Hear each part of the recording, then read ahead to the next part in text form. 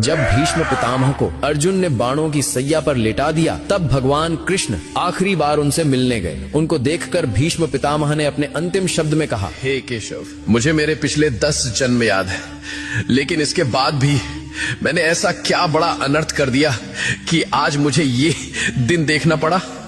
पिछले 10 जन्म में मैंने तो कोई पाप नहीं किया, तो फिर मुझे ये बाणों की सैया क्यों मिली?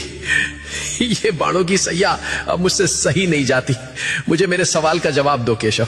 तब भगवान कृष्ण ने कहा कि हे पितामह, ये बात आपके 10 जन्मों के पहले की है। जब आप एक राजकुमार थे, तब आप जंगल से भ्रमण कर रहे थे। तभी आपके रास्ते में एक सांप आ गया। आपने उसको मारा नहीं, बल्कि ये सोचकर कि कहीं ये सांप किसी को काट ना ले, इसलिए आपने उस सांप को रास्ते से हटा दिया।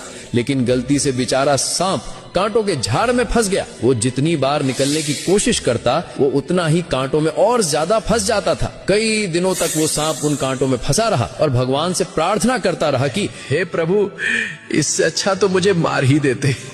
प्रभु, जिसने भी मेरे साथ ऐसा किया है, उसके साथ भी ऐसा ही करना।